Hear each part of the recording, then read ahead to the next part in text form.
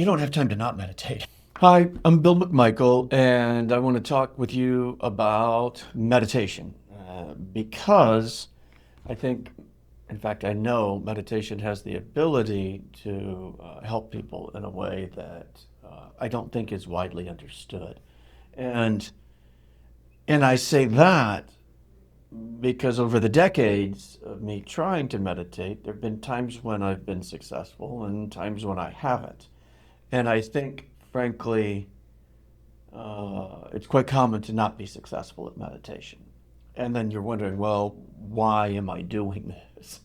And uh, and I want to help people.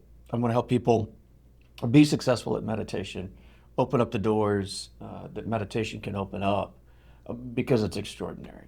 It really is extraordinary. Everybody has the ability to develop their mental functioning uh, to an extraordinary degree. You know, we all know that you can develop your physical body, right? I'm going to go to the gym, I'm going to train, I'm going to get big and strong. And you can see the results. Uh, you can do something similar with your mind. It's just harder to see the results, right? There's no physical, you can't look in the mirror and say, oh, well, don't I look a lot smarter, you know? Maybe you can.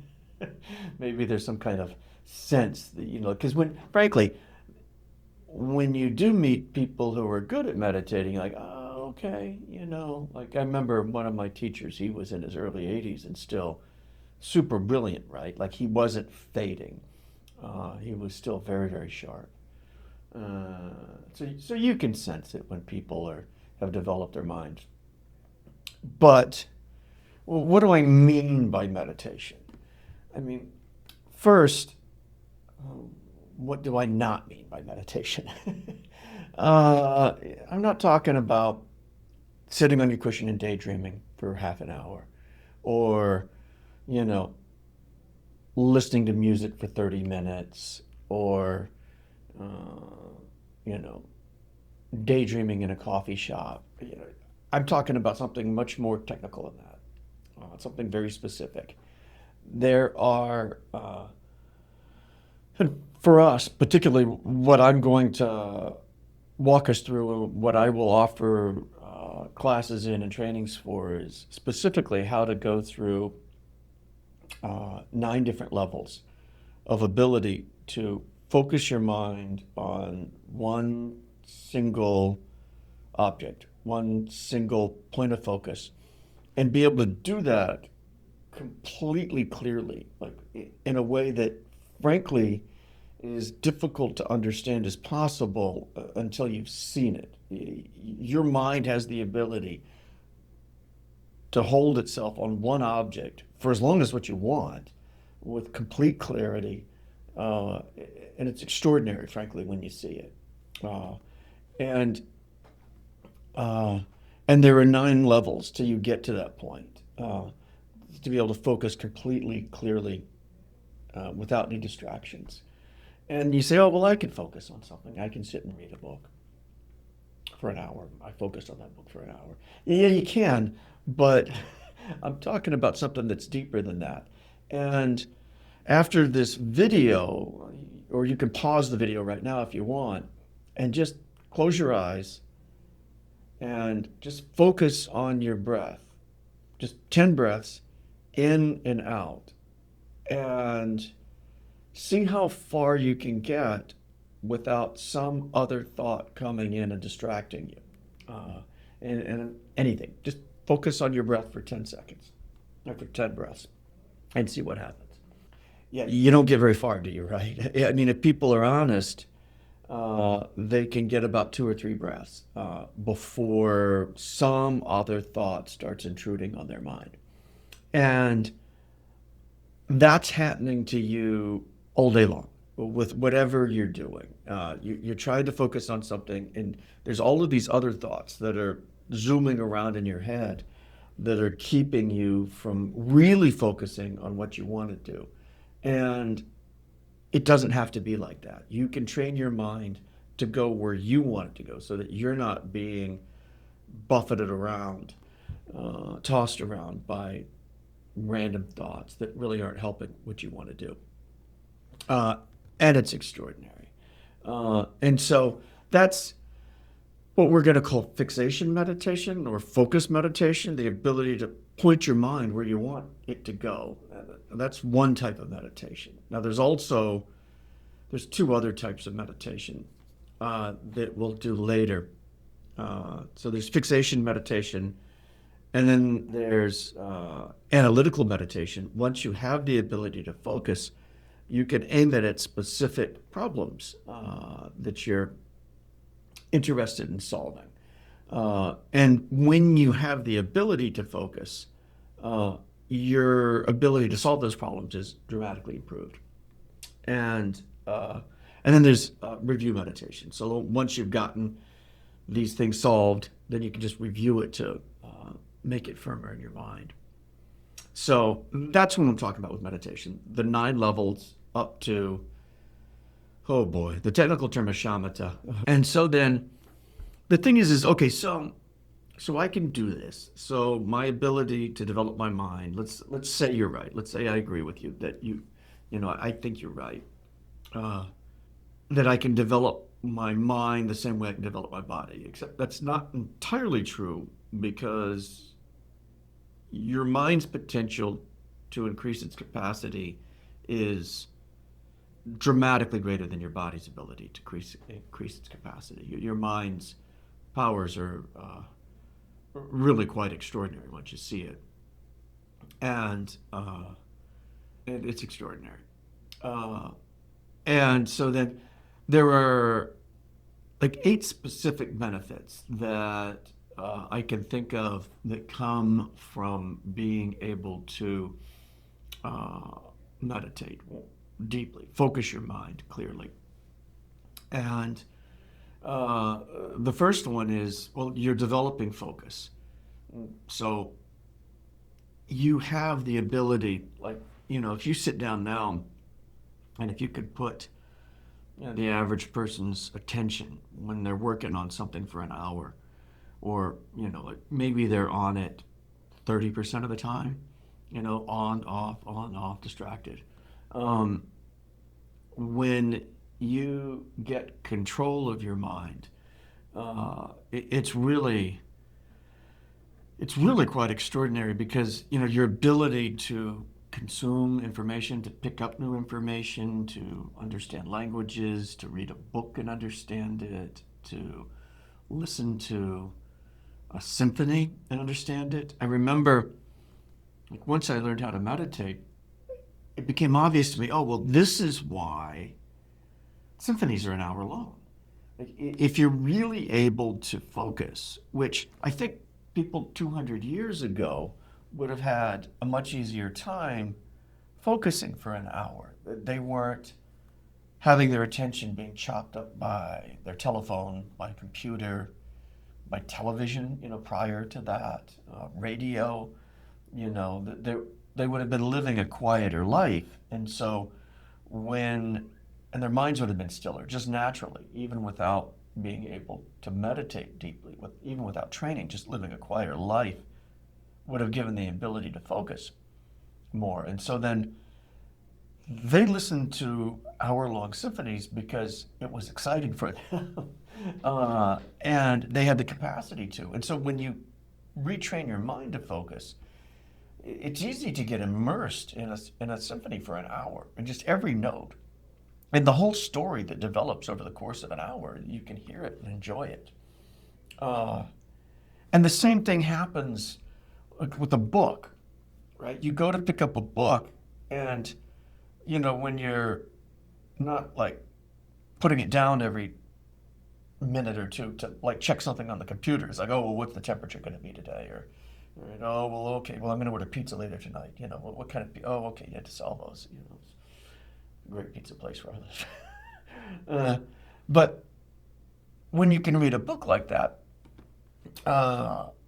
you can see, and the people who are writing these books at a high level must have some kind of ability to focus in order to put the books together. But you read the great books, and then you want to read better books, right? And by better, the ones with more information, the ones with more detail, because you have the ability to focus on it. You're not being distracted.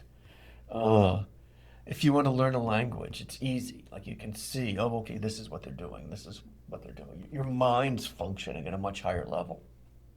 It's really, uh, it's really quite extraordinary. And frankly, uh, I think everybody who has to use their mind as part of their job is going to, at some point, need to learn how to meditate in the same way athletes need to learn how to go to the gym and work out. Uh, because when you can focus at that level, uh, you're just dramatically more productive. I've had people who are executives and they say, "Oh, I don't have time to meditate." You don't have time to not meditate. You will get so much more done. And yeah, there's a learning curve. It takes time. It's a skill like any other skill. Uh, you go to the gym and how much better are you a week later? You can't tell the difference a week later. You can't tell the difference a month later. Every 6 months, you can look back and say, wow, I'm dramatically better than what I was before. Like, well, I'm glad I did that. And then you'll move up like a whole another level, like every 6 months. And you can do the same thing with meditation. And when you do, you'll see that time that you spent learning to meditate coming back to you dramatically because your functioning at work will go up a different level every time. Uh, and so your ability to focus, you decide where you want your mind to go, and you can hold it there. And it's fun. It's really enjoyable. There's a side of life that opens up. Like you can pick up a book and enjoy it, right? Because you're getting the information and you can see the connections between this part and that part, and it's like, oh, well, that's brilliant, right? Like you really start understanding what the author wanted you to know, what the author was trying to.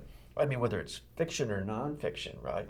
I mean, there's a story there. There's some kind of information, and you're able to pick it up, and it's exciting. It's really gratifying, frankly, to see your ability to understand these things improve, uh, and to sit down and enjoy music in a way. To say, oh, okay, well, this is what the artist was trying to convey. It's really exciting. Like there's a part of you that, frankly, is waking up and is able to appreciate things you couldn't appreciate before because your mind has the ability to focus, right? So that's the first thing. And yeah, I mean, how much focus can you get? So like if you did the exercise at the beginning where you got 2 or 3 breaths in, probably if you were honest, before your mind jumped off to something else, I can tell you it's possible for you to hold your mind's focus on your breath for an hour without any distractions at all. You can do it. And so if you could imagine that level of focus, where now 2 or 3 breaths in, you're wandering, but you had the ability to stay for an hour on the same thing. You can see, I think you can see the power of it, or imagine the power of it. So that's focus. That's the first thing you gain from being able to meditate. Yeah, story. Yeah, what does that look like for me? Like how have I seen that in my life? I think, I mean, one of the more interesting things. I did a 3-year meditation retreat, and it's easy. Well, I mean, just through brute force, you're going to climb up to the different 9 levels that I was talking about, and there would be intense periods where I was meditating and practicing, but for 3 years you couldn't do it nonstop. I couldn't. You needed to take a break, and during the breaks I would read. And I started reading biographies of the presidents. And you start, and you get the good one, right? The 1-volume book that's like, oh, okay, well, this is pretty good.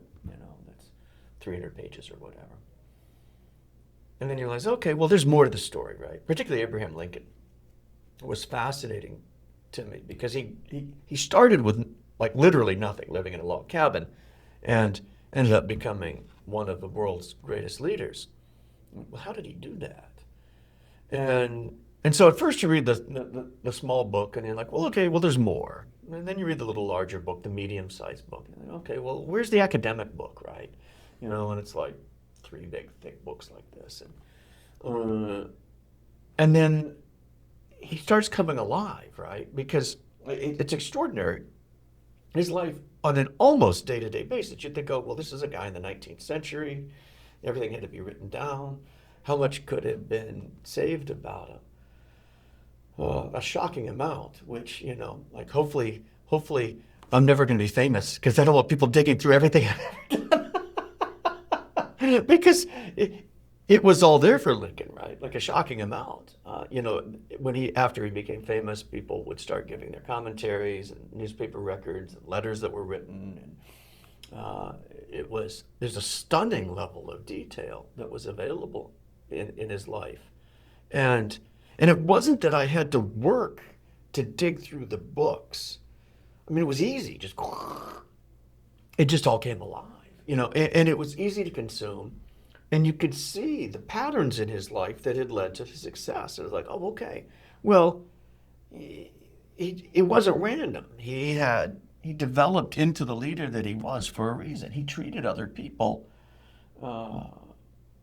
with kindness and compassion and concern, and that built into the career that he had. And it was obvious to see the patterns, and it was fascinating. And frankly, you're not getting that out of the 300-page book. I mean, you're getting biographical facts, but he doesn't come alive like as a real person until you start reading the academic biographies. And then there's the academic biographies that are published, and there's like special unpublished ones that are even larger, and I didn't have time to go into those. But I could have if I'd wanted to, because of the ability to focus, and it would have been, it all would have been fascinating. So your ability to process information goes up dramatically, and you can do that, like whatever it is that you're doing, you can take that capacity and direct it to whatever you want to do with your life, whatever you want to accomplish or learn and build. And it was fun. It was really rewarding to see him come alive and to gain this new knowledge and this new understanding of like how the world works, of how somebody becomes a president.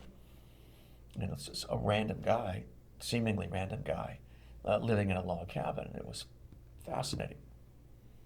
So that's focus. I mean, honestly, you have to see it, but before you believe it, like it's like, oh wow, isn't that amazing? Okay, so to summarize, the first benefit from learning how to meditate is your ability to focus. You gain control over your mind. Right now, there are countless things out there that are vying for your attention. Hey, buy me, do this, go here, do that. And, honestly, all of that is what somebody else wants you to do. And when you have the ability to focus, you've regained control over your mind in a way that is, you got to see to believe it, frankly. And then there's this rewarding process where you're directing your life, directing your mind to do what you want it to do. I'm going to read this. I'm going to work on this project. I'm going to listen to this music. Whatever it is, that you want to be doing, you can do it without distractions, and it's very rewarding. And your ability to do those projects will go up dramatically. I'm going to learn how to play music. I'm going to learn a language. I'm going to read a book. Your abilities will go up dramatically. So that's focus. And your efficiency at work will go up if you want to work. If that's what you're doing. Your ability to, oh boy, like anybody with some kind of executive level job will need to be meditating in order to be effective once this becomes a standard part of executive training, which it will be. So that's focus. So why do I have anything to say about meditation? I mean, frankly, and this isn't what this is about directly, but I came into it through Tibetan Buddhism. And, that's a whole different story that's not for this subject, but meditation is a core practice for them. They have very sophisticated philosophy, a lot of complex logical arguments, a lot of philosophical debates, and a lot of challenging ideas. And part of that, a critical part for them for understanding the difficult material that they have, is the ability to meditate. You have to do it in order to reach the higher parts, which we'll talk about later. But so anyway, I was interested in Tibetan Buddhism, started meditating, saw some of the advantages, and then I knew that they were onto something, so I went into a 3-year meditation retreat. And there, it was much easier to meditate. I learned, before that I was a pilot and had struggled, had developed some ability to meditate, but hadn't reached the higher levels. And then when I went to the 3-year meditation retreat, the conditions were ideal. And it was much easier to climb up to the higher levels. And so I've seen it. I've seen what didn't work. I've seen what does work. And I knew at the end of that 3-year meditation retreat, I was like, well, okay, this can be brought to the outside world. You don't have to sit in a cabin in the desert mountains by yourself in order to do this. You can do this at home. It's going to take some effort. Going to the gym takes some effort, right? Everybody can see, well, if I go to the gym, I'll look better and I'll be stronger. And so everybody's happy to go to the gym and go do that. Most people, not everybody. But the same exact thing with meditation. It's going to take some time. It's going to take some effort. Anything worthwhile does. But when you do, the results are extraordinary. And I would say that it's more important. It's more important to go meditate than go to the gym. There, I said it. I think your ability to be happy is greater if you can control your mind than if you can strengthen your body. You need both. You need to take care of your health, but I'd say your mind is first. And what I really want to do is to show people what it's going to take to reach the higher levels of meditation in the outside world. Show them why they want to do that, and give you the confidence to do it yourself. The knowledge and the desire and the confidence to do it yourself, because it's extraordinary. It really is. It's a game changer for people. So that's why I'm doing this, and why I think you should too. I really think you're going to live a happier, better life if you learn how to meditate.